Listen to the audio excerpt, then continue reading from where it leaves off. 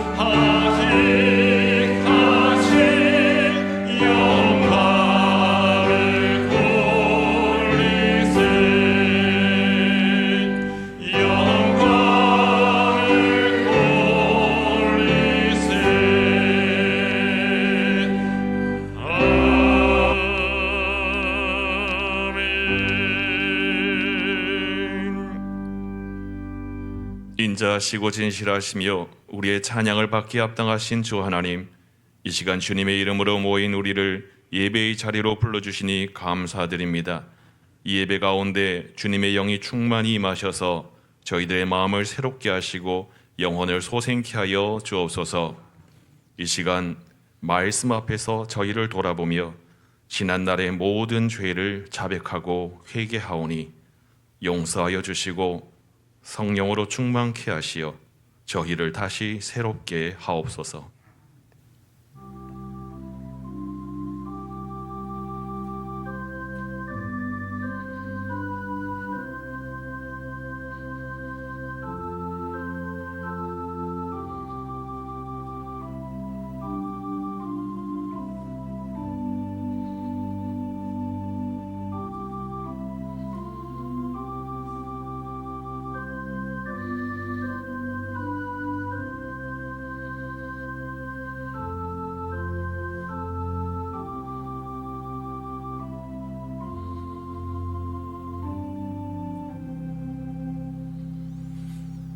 허물의 사함을 받고 자신의 죄가 가려진 자는 복이 있도다. 마음에 간사함이 없고 여호와께 정죄를 당하지 아니하는 자는 복이 있도다. 아멘. 이제 사도신경으로 우리 신앙을 고백하오니 나는 전능하신 아버지 하나님 천지의 창조주를 믿습니다. 나는 그의 유일하신 아들 우리 주 예수 그리스도를 믿습니다. 그는 성령으로 잉태되어 동정녀 마리아에게서 나시고 본디오 빌라도에게 고난을 받아 십자가에 못 박혀 죽으시고 장사된 지 사흘 만에 죽은 자 가운데서 다시 살아나셨으며 하늘에 오르시어 전능하신 아버지 하나님 우편에 앉아 계시다가 거기로부터 살아있는 자와 죽은 자를 심판하러 오십니다. 나는 성령을 믿으며 거룩한 공교회와 성도의 교제와 죄를 용서받는 것과 몸의 부활과 영생을 믿습니다.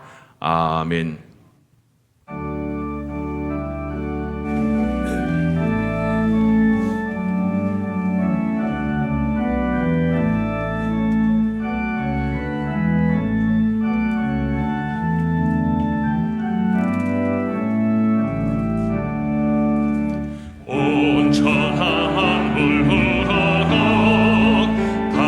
주를 찬양하여라.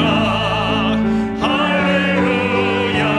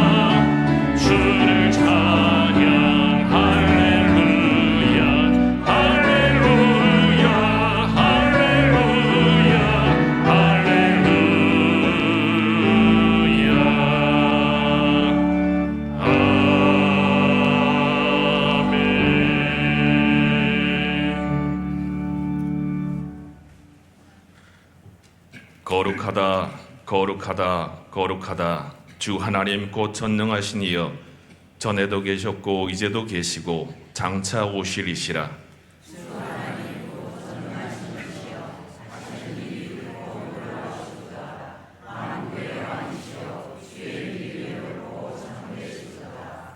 주여 누가 주의 이름을 두려워하지 아니하며 영화롭게 하지 아니하오리이까.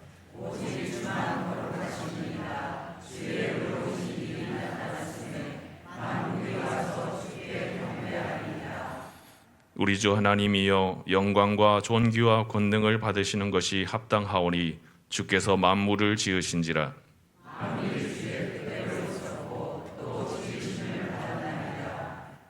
보좌에 앉으신 이와 어린 양에게 찬송과 존귀와 영광과 권능을 세세토록 돌릴지어다.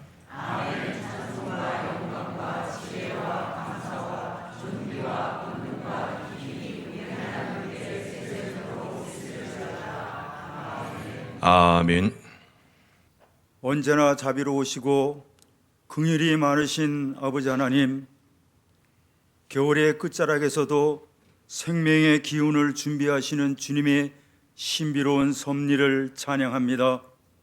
거룩한 주일 저희를 사랑하사 예배의 자리로 불러주시니 감사를 드립니다.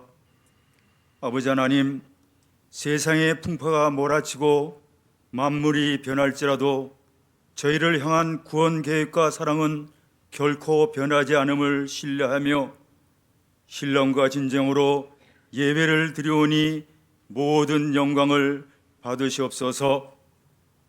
성령 하나님, 이 시간 저희 가운데 운행하여 주셔서 저희 모두가 올려드리는 찬양이 하늘 보좌에 상달되게 하시고 모든 성도가 하나님을 인격적으로 대면하는 영광스러운 예배의 시간이 되게 하여 주시옵소서. 사랑의 주님, 지난 한 주간의 삶을 정직하게 돌아보며 주님 앞에 엎드려오니 저희는 예수 그리스도의 보혈로 구원받은 거룩한 백성이라 칭함을 받았으나 정작 삶의 현장에서는 그 은혜에 합당한 모습으로 살지 못하였음을 고백합니다. 말로는 사랑을 외치면서도 마음에는 미움을 품었고 구원받은 자의 평강을 누리기보다는 세상의 염려에 짓눌려 부끄럽게 살아왔습니다. 아버지 하나님, 이 시간 저희의 모든 허물을 십자가 앞에 내려놓사오니 불쌍히 여겨 주시옵소서. 정신교회를 사랑하시는 아버지 하나님, 저희 교회를 이곳에 세우시고 지금까지 신실하게 인도하신 에베네셀의 하나님께 감사를 드립니다. 저희 교회가 이 땅에 주신 복음의 전파에 사명을 넉넉히 감당하는 건강한 공동체가 되길 바라고 원합니다. 아버지 하나님, 특별히 간구하옵기는 성령의 위로가 충만한 교회, 진리의 말씀 위에 바로 서 있는 거룩한 공동체가 되게 하여 주시옵소서. 예배가 살아있고 기도를 쉬지 않으며 말씀에 순종하는 사랑을 실천하는 복음의 통로로 사용하여 주시옵소서. 예수 그리스도의 크신 뜻과 섭리 가운데 예정하신 정신교회의 모든 성도들의 영혼을 새롭게 하여 주시옵소서. 예수 그리스도의 첫사랑이 회복되고 모든 성도가 연합하고 하나가 되어 부르짖는 모든 간구의 기도가 풍성한 열매로 충만하게 채워 주시옵소서. 역사를 주관하시는 아버지 하나님, 놀라운스러운 세계 경제 속에서 이 나라 대한민국을 눈동자처럼 지켜주시옵소서. 국방과 외교, 경제의 모든 영역에서 흔들리지 않은 굳건함을 허락하시고 이 모든 민족이 기도할 때에 주님의 평화를 전하는 모두가 되게 하여 주시옵소서. 특별히 위정자들을 위해 기도합니다. 대통령과 모든 지도자들이 만왕의 왕 되시는 하나님에게 경배하게 하여 주시옵소서. 그들이 주님을 인격적으로 만나 자신의 유익이 아닌 이 땅의 하나님 나라의 정의와 공의를 세우기 위해 헌신하는 진정한 청지기가 되게 하여 주시옵소서. 주님, 이 시간 생명의 말씀을 들고 단위에 세우신 담임 목사님, 성령의 권능으로 붙들어 주시옵소서. 선포되는 말씀이 저희의 영혼과 골수를 찔러 쪼개는 날선 검이 되게 하시고, 잠자는 영혼을 깨우며 상처받는 심령을 치유하는 하늘의 양식이 말씀이 되게 하여 주시옵소서. 계획하신 모든 목회의 여정 가운데 지혜와 명철을 더하시고, 목사님이 건강과 가정 위에 늘 주님의 평강이 가득하게 하여 주시옵소서.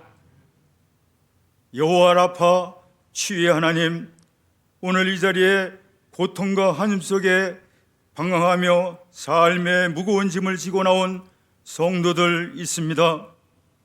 육신의 질병과 마음이 상하고 경제적으로 어려움으로 신음하는 지체들을 긍휼히 여겨 주시옵소서.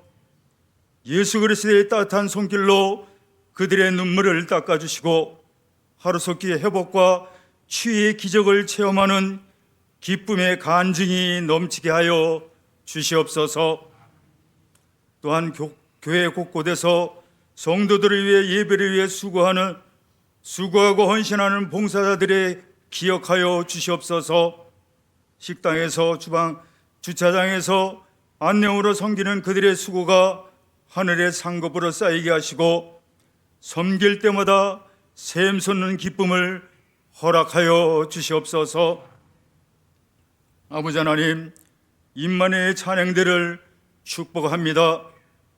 대원들이 영원히 먼저 은혜 받게 하시고, 그들의 찬양이 저희 모두의 고백이 되어 하늘 보좌를 흔드는 거룩한 향기가 되게 하여 주시옵소서. 감사드리며 저희를 사랑하시되 끝까지 사랑하신 주 예수 그리스도의 이름으로 기도드립니다. 아멘.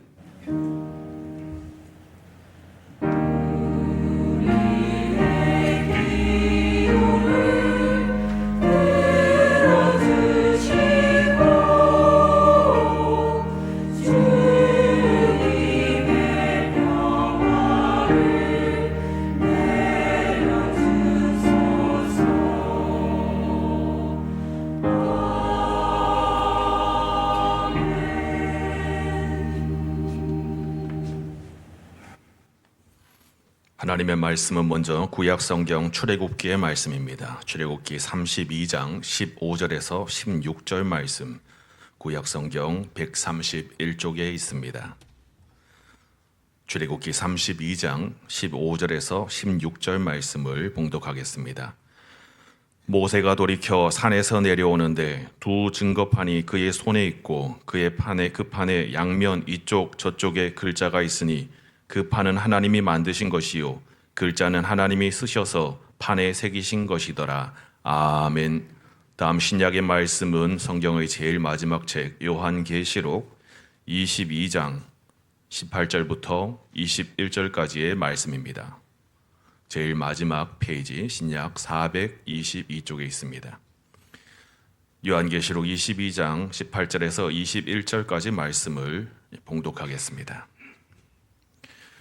내가 이 두루마리의 예언의 말씀을 듣는 모든 사람에게 증언하노니 만일 누구든지 이것들 외에 더하면 하나님이 이 두루마리에 기록된 재앙들을 그에게 더하실 것이요 만일 누구든지 이 두루마리의 예언의 말씀에서 제하여 버리면 하나님이 이 두루마리에 기록된 생명나무와 및 거룩한 성에 참여함을 제하여 버리시리라. 이것들을 증언하신 이가 이르시되 내가 진실로 속히 오리라 하시거늘 아멘. 주 예수여 오시옵소서. 주 예수의 은혜가 모든 자들에게 있을지어다. 아멘. 아멘.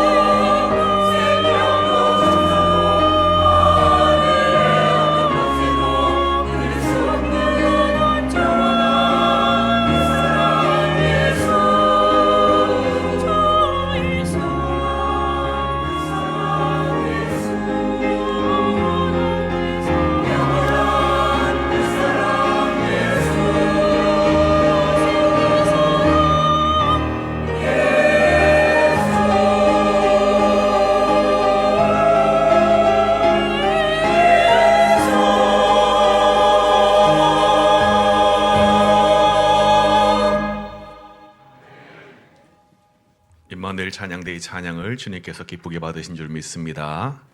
찬양대의 가사의 고백에 두 가지 사랑이 있었습니다. 하나님께서 사랑을 하셨다, 그리고 우리가 하나님을 사랑한다라는 그러한 두 가지 고백이 있습니다. 우리가 사랑을 받은 자로서 또한 주님께 사랑을 드리는 자가 되기를 간절히 소망합니다. 오늘 예배 앞에서 우리가 함께 부른 찬송가 69장이 있습니다. 굉장히 많은 절수였고 오랜 시간이 걸렸습니다마는 그 찬양의 가사를 한번 다시 보시면 참으로 아름다운 가사를 가지고 있습니다. 이 아름다운 자연 만물을 바라보면서 하나님을 찬양하는 그러한 내용이죠. 온 천하 만물 우러러 다 주를 찬양하여라, 할렐루야 할렐루야 고백하면서 저 금빛 나는 밝은 해, 그리고 저 은빛 나는 밝은 달, 하나님을 찬양하라 할렐루야라고 이렇게 고백하고 있습니다. 이 찬양 가사를 지은 사람은 지금으로부터 700년 전 이탈리아에서 태어난 아시시의 성 프란치스코입니다. 그는 평생을 주님을 위하여 살았습니다. 프란치스코 수도회를 만들고 자연 만물 안에서 하나님의 섭리를 묵상하면서 우리가 잘 아시는 그 주여 나를 평화의 도구로 써주소서라는 그 평화의 기도를 전하면서 주님의 복음을 전파하였던 사람입니다. 우리도 이 찬양 가사처럼 아름다운 자연 만물을 보면은 하나님께서 살아 계시는구나 라는 것을 느끼게 됩니다. 우리가 이제 날씨가 따뜻해져 봄철이 되면은 이 산 위에 올라가게 되죠. 그렇게 높은 산이 아니더라도 좋습니다. 우리 바로 옆에 있는 봉화산도 참 아름답다라고 들었습니다. 그 산에 올라가서 정상에 올라가면요, 누구나 부르는 찬양이 있습니다. 어떤 찬양일까요? 그렇죠. 주 하나님 지으신 모든 세계라는 이 찬양 다 부릅니다. 들어보면 저분도 교회를 다니시는 분이시구나 라는 것을 그 노래, 그 찬양 소리가 딱 들려올 때 우리는 다 알게 되는 것이죠. 주님의 높고 위대하심을 내 영혼이 찬양한다라는 고백을 우리가 절로 하게 되는 것입니다. 오늘은 주현절 후 5째 주일입니다. 이 주현절이라는 것은 계속해서 말씀드리지만 주님께서 우리 인간에게 주님 자신을 현현하신, 드러내신 날을 기념하는 절기입니다. 우리에게 있어서 현현이라는 것은 계시라고 말씀드렸습니다. 계시라는 것은 하나님께서 우리 인간에게 하나님의 뜻을 가르쳐 주신다라는 것입니다. 그래서 오늘 이 주제는 우리의 이 주현절, 오늘이 마지막 주간이 되겠습니다. 5째 주간이 마지막 주간인데요, 제일 중요한 계시의 주제라고 볼 수 있겠습니다. 그러면 계시에는 몇 가지가 있는가? 크게 두 가지가 있습니다. 첫째는 일반 계시가 있고 두 번째는 특별 계시가 있습니다. 그러면 우리가 앞에서 살펴보았던 이제 우리가 자연의 아름다움을 보면서 산 위에 올라가서 하나님이 계시는구나 라고 느끼는 것은 일반 계시일까요? 특별 계시일까요? 잘하시네요. 일반 계시입니다. 일반 계시라는 것은 하나님께서 자연 만물을 통해 볼 때 하나님께서 계시는구나, 이것을 느끼게 되는 것입니다. 일반적이다라는 말은 일상적인, 그리고 보편적인, 누구나 알 수 있는이라는 뜻입니다. 그래서 누구나 자연 현상을 경험하면은 신이 계시는 것 같다라고 믿지 않는 사람도 느끼게 되는 거죠. 그러나 하나님께서 가르쳐 주시는 자세한 뜻의 그 내용은 알 수가 없습니다. 그러면 이제 특별 계시가 무엇일까요? 이것이 오늘의 주제입니다. 특별이라는 단어가 붙으니까 무엇인가 특별한 경험을 하고 특별한 신비한 경험이라고 생각됩니다. 그러나 특별 계시는 바로 성경책입니다. 성도님들 앞에 있는 성경책을 한번 보실까요? 이 성경책이 바로 하나님께서 주시는 특별 계시, 특별한 계시입니다. 이 특별 계시인 성경책을 주셨다. 이것이 바로 하나님의 은혜다라는 것입니다. 우리가 구약 성경을 보면은 하나님께서는 창세기의 내용에 따르면 사람에게 나타나셔서 음성으로 직접 말씀하십니다. 아담에게도 말씀하셨고 노아에게도 말씀하셨고 아브라함에게도 육성으로 말씀하셨죠. 모세에게도 나타나셔서 직접 말씀하셨습니다. 우리가 생각할 때 이 창세기에서처럼 하나님께서 직접 음성으로 들려주시면 되는 것인데 왜 갑자기 성경책을 통해서 알려주신다고 하시는가 생각할 수 있습니다. 그런데 이미 구약 때부터 하나님께서는 말씀을 글자로 기록하게 하셨습니다. 그 말씀이 이제 출애굽기에 나오는데요. 오늘 말씀이 바로 하나님께서 말씀을 글자로 기록하여 주기 시작하신 그 첫 번째 이야기를 보여주고 있습니다. 출애굽기 오늘 말씀 32장 15절 16절 말씀입니다. 우리 같이 합독하시겠습니다. 모세가 돌이켜 산에서 내려오는데 두 증거판이 그의 손에 있고 그 판에 양 이쪽 저쪽에 글자가 있으니 그 판은 하나님이 만드신 것이요 글자는 하나님이 쓰셔서 판에 새기신 것이더라. 아멘. 이 두 구절 안에서 계속 반복되는 중요한 단어 한 단어가 있습니다. 바로 글자라는 단어입니다.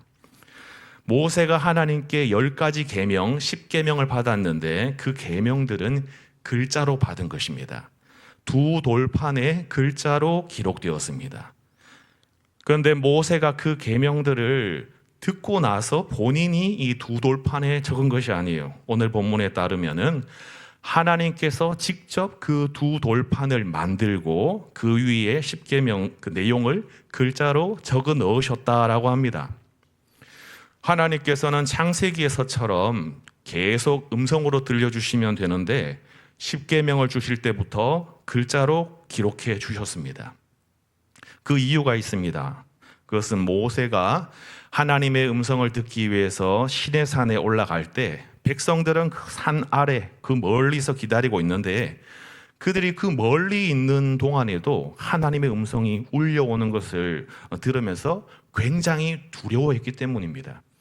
출애굽기 20장 18절 19절 말씀을 보시면 뭇백성이 우레와 번개와 나팔 소리와 산의 연기를 본지라 그들이 볼 때 떨며 멀리 서서 모세에게 이르되 당신이 우리에게 말씀하소서 우리가 들으리이다. 하나님이 우리에게 말씀하시지 말게 하소서 우리가 죽을까 하나이다. 아멘. 이 마지막 구절 하나님이 우리에게 말씀하시지 말게 하소서. 이스라엘 백성들은 굉장한 두려움을 느꼈던 것입니다. 거룩하지 못한 인간이 하나님 앞에 서면 죽기 때문에 하나님 앞에 나갈 수가 없겠죠.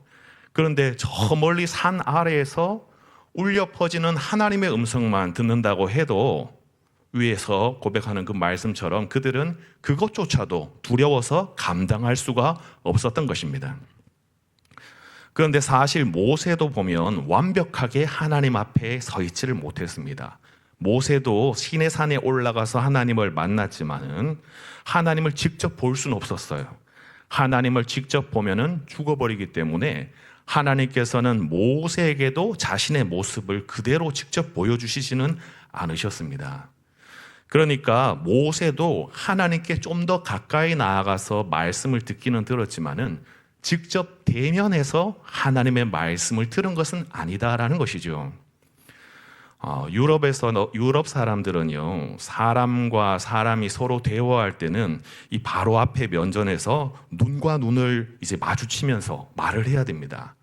혹시나 상대방이 눈을 바로 바라보는 것이 너무나도 쑥스러워가지고 눈을 다른 곳으로 살짝 돌리기만 하면은 그 유럽 사람들은 상대방이 무엇인가 숨기는 게 있구나라고 생각하고 오해를 하게 됩니다. 우리는 사실 이렇게 눈을 바라보고 대화하는 게 사실 익숙치가 않죠. 그래도 우리 한국 사회에서도 어떤 사람과 대화한다, 그리고 그 사람의 말을 듣는다고 할 때에 눈과 눈이 마주치는 정도는 아니더라도 최소한 상대방과 대면한 상태에서 말을 해야 되는 거죠. 말을 하고 있는데 이렇게 뒤돌아 있거나 다른 곳을 보고 있으면 안 되는 것이죠. 어떤 성도님이 내가 목사님께서 말한 것을 들었다라고 했을 때 그것은 이제 우리 밑에 목양실 있지 않습니까? 목양실에 들어와서 소파에 앉아서 저와 얼굴을 보면서, 물론 얼굴을 똑바로 보진 않더라도요, 그 소파에 앉아서 서로가 대화하고 제가 말씀드리는 그 말을 들었다라고 할 수 있는 것이죠. 그런데 어떤 분이 목양실에 들어오지도 않으시고 복도 저 멀리 숨어서 제 소리를 듣고 있으면서 내가 목사님 말씀을 이야기하는 걸 들었다라고 하면 그거는 그냥 대화에서 들은 것이 아닙니다. 대면에서 들은 것이 아니기 때문에 그것은 들었다라고 말을 할 수는 없는 것이죠. 결국 오늘 말씀에서 이 모세나 이스라엘 백성이나 죄악된 인간이면은 동일했기 때문에 거리의 차이만 있을 뿐 다들 하나님의 말씀을 바로 앞에서 대면하여 면대면으로 듣지는 못하였던 것입니다. 대면하여 듣지 못하였기 때문에 그 말씀이 온전하다 할 수 없는 것이죠. 그래서 하나님께서는 하나님 앞에 설 수 없는 우리 인간들을 위하여서 설 수 있도록 하나님의 말씀을 글자로 기록하게 하셨던 것입니다. 다시 말해서 하나님께서 하나님의 말씀을 글자로 적어주기 시작하신 이유는 하나님 앞에 나아가서 하나님의 말씀을 직접 들을 수 없었던 우리 죄인인 우리 인간들이 이제는 글자를 읽으면서 하나님의 말씀을 알고 하나님의 뜻을 알 수 있게 되기 때문입니다. 그래서 이것이 바로 하나님의 은혜인 것입니다. 그 누구도 하나님을 볼 수는 없었지만은 이 성경을 통하여서 누구든지 하나님을 알 수 있게 하신 것입니다. 글자를 통하여서 하나님을 대면하게 하시고 그 뜻을 알 수 있게 하셨던 것입니다. 오늘날 우리는 이미 구원을 받았다 하면서도 여전히 부족함이 많죠. 그리고 한 번씩 또한 큰 죄를 지을 때도 있습니다. 그럴 때면은 우리가 예배에 나오기도 참 부끄럽고 힘들 때가 있습니다. 그러나 그렇게 힘들 때에도, 우리가 참 부끄러울 때에도 우리가 할 수 있는 것은 성경 말씀을 펴서 읽을 수가 있는 것입니다. 성경 말씀 우리가 펴서 읽을 때에 우리는 그 말씀을 통하여 하나님을 대면할 수 있고 하나님의 뜻을 알 수 있는 것입니다. 그것이 말씀이 육신이 되어 오셨던 그 예수님의 본질을 깨닫는 일입니다. 하나님께서 오늘도 성경책을 통하여서 우리를 만나기를 원하시는 줄 믿습니다. 이러한 하나님의 크신 은혜를 우리 모두가 진심으로 감사하기를 간절히 원합니다. 이렇게 하나님께서 우리를 위하여 글자로 적게 하시는 성경의 역사는 이 두 돌판에서 끝난 것이 아니라 모든 구약의 말씀을 양피지, 그 양가죽 뒷면의 두루마리로 만들고 또한 이 신약 성경을 파피루스 종이로 기록하게 하셨습니다. 그러한 과정 중에서 하나님께서 선지자를 통하여 직접 들려주시던 시대는 끝나게 되었습니다. 예수님께서는 모든 선지자와 율법이 예언한 것은 요한까지다라고 말씀하셨고 율법과 선지자는 요한의 때까지다라고 말씀하셨습니다. 이제 신약 시대로 들어오면서 하나님께서 직접 말씀하여 주시던 시대가, 선지자의 시대가 끝이 나고 이제 하나님께서는 성경책을 완성시켜 주시는 것입니다. 그 완성된 성경을 오늘 신약 성경에서 말씀하고 있습니다. 오늘 계시록 22장 18절 19절 말씀입니다. 내가 이 두루마리의 예언의 말씀을 듣는 모든 사람에게 증언하노니 만일 누구든지 이것들 외에 더하면 하나님이 이 두루마리에 기록된 재앙들을 그에게 더하실 것이요 만일 누구든지 이 두루마리의 예언의 말씀에서 제하여 버리면 하나님이 이 두루마리에 기록된 생명나무와 및 거룩한 성의 참여함을 제하여 버리시리라. 아멘. 오늘 본문에도 하나님께서 말씀하시는 것을 반복해서 이 두루마리의 예언의 말씀이다라고 말씀하십니다. 이 두루마리는 적혀져 있는 두루마리를 얘기하는 것입니다. 성경의 마지막 책에서 말하는 이 두루마리는 앞서 말한 모든 종결된 하나님의 말씀이 귀에 들리는 음성이 아니라 이 오직 이 두루마리, 글자로 기록된 성경책만이 하나님의 말씀으로 종결되었다는 것을 보여주는 것입니다. 그래서 이 두루마리에 적힌 말씀은 더할 수도 없고 뺄 수도 없다고 하십니다. 글자로 적힌 말씀 위에 누가 하나님의 말씀을 들었다라고 하면은 그 들었다라는 그 말씀 자체가 하나님의 말씀으로 추가되어야 되는 것이죠. 그래서 그렇게 되면은 하나님의 재앙을 받게 될 것이고, 글자로 적힌 말씀에서 삭제해 버리면은 천국 잔치에 참여하지 못하게 된다라고 말씀하시는 것입니다. 우리 본교당 예장 통합 우리 헌법책 안의 교리에서 이렇게 말하고 있습니다. 성경이 완전히 기록되면서 하나님이 자기의 뜻을 자신의 백성에게 계시해 주시던 이전 방법들은 현재 중지되었다라고 말하고 있습니다. 이전 방법들이 중지되었다. 이전 방법들은 하나님께서 목소리로 들려주시던 그런 방법을 의미합니다. 이제 하나님께서는 성경이 완성되면서 오직 이 성경책으로만 말씀하신다라는 것입니다. 그러면 우리가 이러한 의문을 가질 수 있습니다. 우리가 영적인 경험을 하면서 열심히 기도를 하면서 들었다라는 그러한 음성은 과연 무엇인가라는 것입니다. 우리가 신앙생활 열심히 하시다 보면은 어떤 분들은 그러한 경험을 하게 되죠. 그런데 우리가 그것을 잘 이해하고 잘 받아들여야 됩니다. 우리가 그런 경험을 할 때 하나님께서 나에게 이렇게 말씀하셨다라고 말하면 그 음성이 하나님의 말씀이 되는 것입니다. 성경에 기록된 내용 이외에 하나님의 말씀이 공중에서 음성으로 존재한다는 것이 되는 것이죠. 그래서 우리는 그러한 경험을 하게 될 때 이렇게 이해하고 표현해야 됩니다. 하나님께서 나에게 이렇게 말씀하셨다가 아니라 하나님께서 나에게 이러한 마음을 주시는 것 같다. 하나님께서 나에게 이러한 깨달음을 주시는 것 같다. 라고 말하고 이해할 때에 그것이 정당하다라는 것입니다. 하나님께서는 이 신약 시대에 와서 이 계시를 이 성경책으로 종결시키시고 완성시키셨습니다. 그런데 이것이 바로 하나님의 은혜입니다. 왜냐하면은 하나님의 말씀이 우리 손에 항상 있기 때문이에요. 우리가 받고 싶은 응답들이 많이 있습니다. 힘들 때 언제나 생각이 나는 것은 하나님 좀 만나 주십시오. 나를 만나 주셔서 이 상황에 대해서 뭐라도 말을 좀 해주시면 좋겠습니다. 라는 그러한 간절함이 있죠. 우리 인간들의 불안한 심리 상태를 보여줍니다. 그래서 어디 멀리 가서 하나님을 만나야 되겠다. 내가 또 열심히 기도해서 하나님의 응답을 받아야 되겠다. 음성을 들어야 되겠다라고 생각을 합니다. 그러나 하나님의 말씀은 어디 멀리 가야 들을 수 있는 것이 아닙니다.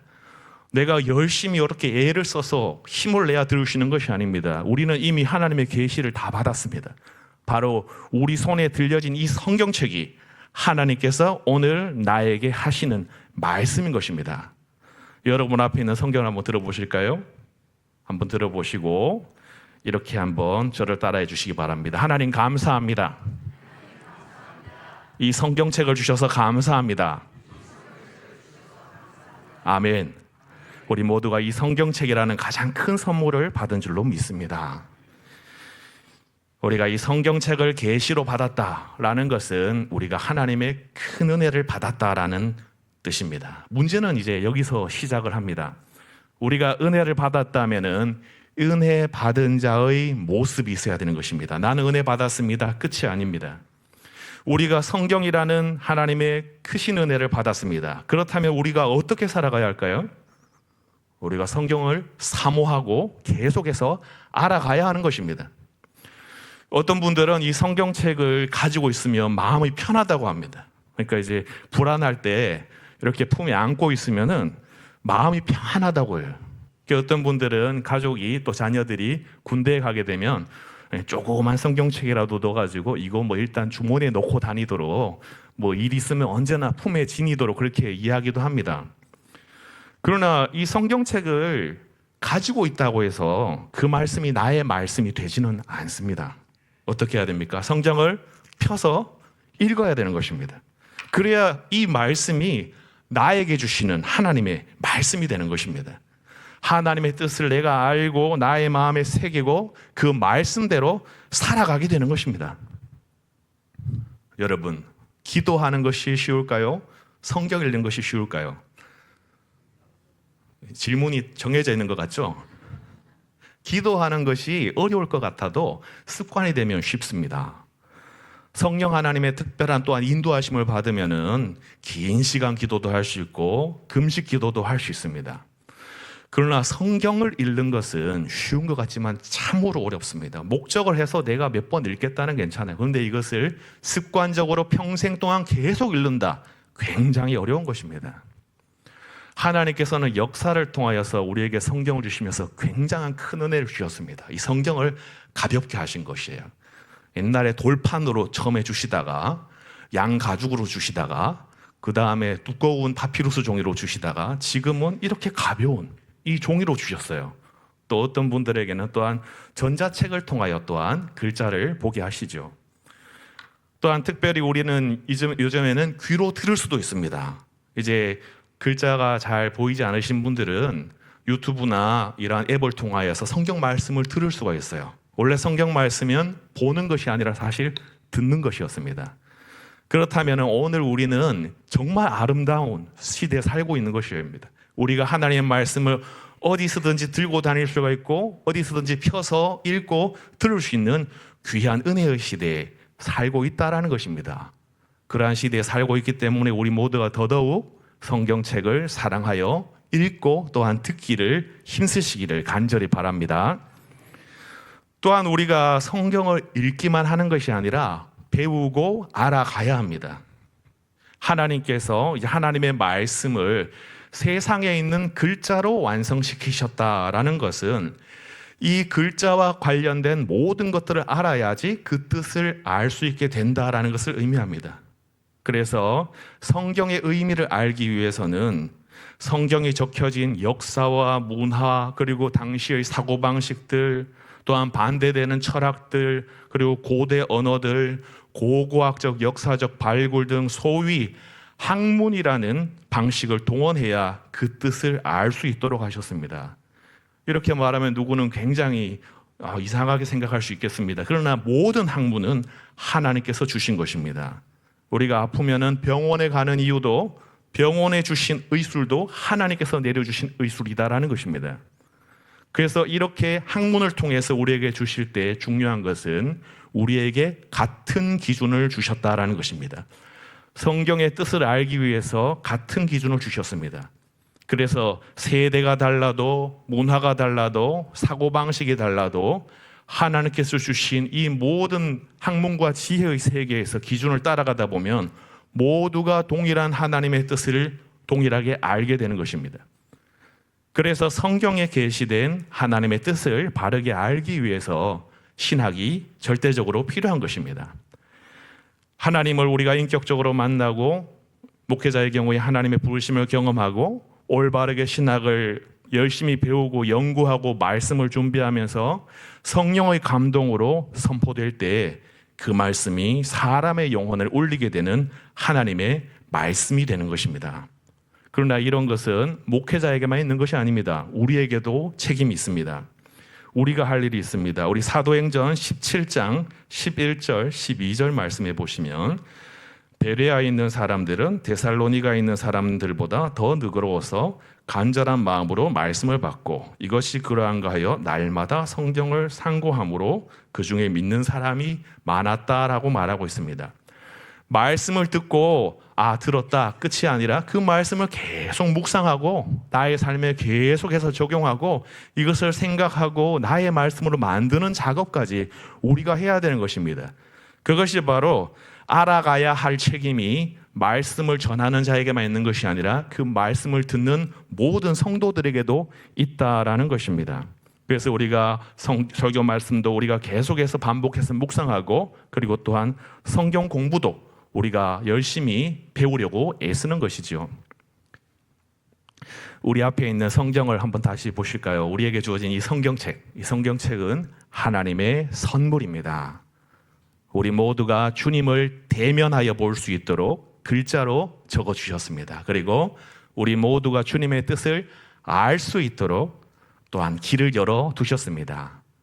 하나님께서는 오랜 역사 속에서 이 성경을 만들어 주셨습니다. 1500년의 역사의 시간이 걸렸고 40명 이상의 최초 기록자들과 성경을 적은 그 기록물이 썩어 없어질까 봐 옮겨 적은 최소 10만 명 이상의 사람들을 사용하셨습니다. 그렇게 하나님께서는 성경을 만들어 주셔서 오늘 우리에게 선물로 주신 것입니다. 오늘 우리는 복 중에 복을 받은 줄로 믿습니다. 그렇기 때문에 우리가 이렇게 숨기고 다니지 말고 당당하게 들고 다니길 바랍니다. 너 왜 성경책을 들고 다니냐라고 물으면 이게 하나님의 말씀이야. 나는 이 책으로 하나님의 음성을 들어라고 그렇게 대답하시길 바랍니다. 우리 모두가 하나님의 선물을 귀하게 여기시기를 간절히 바랍니다. 우리 모두가 하나님의 은혜를 감사하게 여기시기를 간절히 바랍니다. 그래야 기록된 말씀을 사랑하고 예배를 통하여 선포되는 말씀을 사모하여서 주님의 뜻을 알아가고 주님의 깊은 마음을 계속해서 더욱더 알아가는 주님의 장성한 자녀가 되시기를 주님 이름으로 간절히 축원합니다. 아멘. 기도하시겠습니다. 하나님 아버지, 저희 인간을 창조하시고 처음에는 음성으로 말씀하시다가 저희가 감당할 수 없음을 불쌍히 여겨주시고 십계명부터 기록된 말씀으로 주셔서 모든 세대 모든 사람이 주님의 뜻을 동일하게 알도록 하여 주심을 감사드립니다. 저희들이 이 손에 있는 성경이 하나님의 은혜의 선물임을 알게 하시고 은혜를 받은 자로서 성경 말씀 읽기를 사모하고 성경 말씀을 선포하는 설교의 자리를 또한 사모하기를 원합니다. 성경을 배우는 모든 시간을 소망하기를 원합니다. 그리하여 날마다 하나님의 말씀을 읽고 들으면서 하나님을 만나서 저희들의 영혼이 주님의 말씀으로 힘을 얻게 되어 주님의 뜻을 행하는 데 부족함이 없는 삶을 살도록 주님 저희들을 인도하여 주시옵소서. 우리 주 예수 그리스도 이름으로 기도드립니다. 아멘.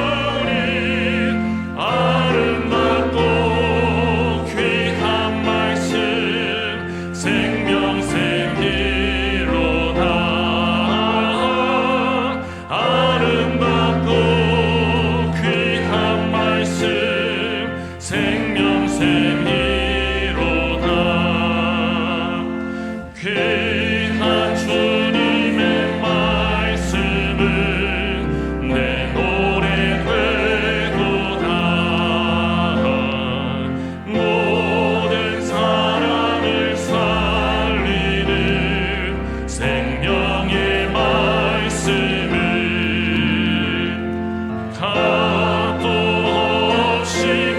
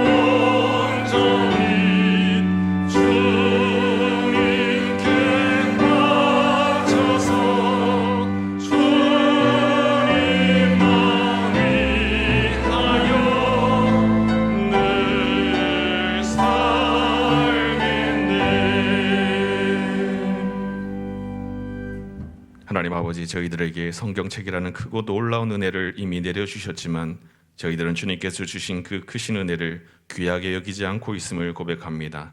저희들은 이미 받은 그 놀라운 은혜에 감사하지 않으면서 저희들이 원하는 것만을 바라보며 답답한 마음으로 살아가고 있습니다. 주님, 저희가 하나님의 말씀을 받았다는 것이 얼마나 놀랍고 큰 은혜인지를 깨닫게 하시고 저희들이 말씀에 힘을 입어 저희들의 삶의 부족함을 이겨낼 수 있도록 인도하여 주시옵소서. 주님, 저희들이 날마다 기록된 성경 말씀과 선포되는 말씀을 사모하게 하시고 그 말씀 안에서 주님을 만나게 하여 주옵소서. 그리하여 저희가 드리는 이 봉헌이 주님을 만난 자로서, 주님의 크신 은혜를 경험한 자로서 기쁜 마음으로 드리는 봉헌이 되도록 저희들의 마음을 인도하여 주옵소서. 이 거룩한 봉헌 시간에 저희의 모든 소유가 주님의 것임을 고백하며 온전한 11조를 드립니다. 범사에 감사하며 감사 헌금으로 드립니다. 주일 선교 장학 헌금으로 드립니다. 기쁨으로 바치는 심령을 더욱더 크고 놀라운 주님의 기쁨으로 인도하여 주시옵소서. 또한 교회 안에서 여러 가지 봉사의 자리에서 드리는 모든 봉사의 봉헌을 기쁘게 받아 주시옵소서. 우리 주 예수 그리스도 이름으로 봉헌기도 드리옵나이다. 아멘. 다 같이 자리에 앉아 주시기 바랍니다. 오늘 강추위 속에서도 주님을 사모하며 나온 모든 성도님들을 주님의 이름으로 환영하고 축복합니다. 우리 앞뒤 좌우에 계신 분들 한번 돌아보시겠습니다. 뒤쪽으로 또 보시면서 한번 인사하시겠습니다. 주님의 은혜가 충만하시길 바랍니다. 한 번 더요. 주님의 은혜가 충만하시길 바랍니다. 우리 이렇게 강추위를 뚫고 오시는 이 날에 우리 최광혁 장로님이랑 이재인 집사님께서 이렇게 벽등, 이렇게 노란 벽등 보이시죠? 벽에 이 등을 토요일 날 2시간, 3시간에 걸쳐서 계속 이렇게 다셨습니다. 이제 우리가 곧 사순절 새벽 기도를 시작할 텐데 이 등이 큰 역할을 할 거라고 생각이 됩니다. 그리고 어제 월삭 기도회를 주님의 은혜 가운데 드렸습니다. 많은 성도님들이 어제 모여서 추위를 녹여주는 그 예배와 또한 식사 모임을 가졌습니다. 우리 3월에는 더 많은 성도님들이 또한 참여해 주시기를 간절히 바랍니다. 우리 심야 기도회 이번 주 금요일에 본당에서 있습니다. 또한 사순절 40일 특별 새벽 기도회가 있습니다. 이번 사순절은 이제 명절 끝나는 마지막 수요일, 그날부터 이제 제의 수요일을 시작으로 주일 제외한 40일 동안 사순절을 보내게 됩니다. 우리 성도님들의 많은 기도와 참여를 바랍니다. 안수집사 간담회가 오늘 오후 1시에 있습니다. 권사회 원례회가 2부 예배 후 본당에서 있습니다. 요한 남성교회 원례회가 2부 예배 후 3층 드림홀에서 있습니다. 교육위원회 모임이 오늘 오후 2시 30분에 있습니다. 모세 남성교회 부부동반 척사대회가 다음 주일 2부 예배 후 교육관 3층 유치부실에서 있겠습니다. 2026년 요람을 제작합니다. 정보를 변경하실 분들은 사무실로 제출하여 주시고 사진을 가만히 생각을 해보셨을 때 예전 사진이다, 잘 알아보지 못할 것 같다, 그리고 흑백 사진이다 생각이 드시면은 자발적으로 최근의 컬러 사진으로 제출해 주시면은 감사하겠습니다. 구정, 설, 명절 이제 다음 주인데요. 그 가정 예배를 위한 순서지가 밖에 로비에 비치되어 있습니다. 가정에 필요한 수만큼 가져가셔서 예배를 드리시면 되겠습니다. 더불어 이제 다음 주 명절 시작되는 월요일부터 가정 예배를 잘 진행할 수 있도록 예배 영상 처음부터 끝까지 한 번으로 이루어지는 그 예배 영상을 드리려고 합니다. 우리가 명절에 이제 가족이 모여도 예배 드리기가 쉽지 않기 때문에 영상을 보면서 함께 예배 드리는 것에 도움을 드리려고 합니다. 모세 남성교회 회장 임원단 나와 있습니다. 이해철 장로님 회장이시고 부회장 겸 서기 엄정국 장로님, 김희철 장로님이 서기로 표기되어 있는데 회계이심을 정정해서 말씀드립니다. 이제 다 같이 일어나셔서 파송의 찬양을 함께 부르시겠습니다.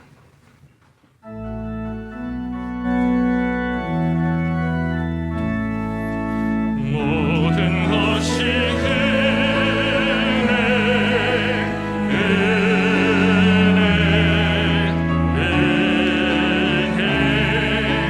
하루는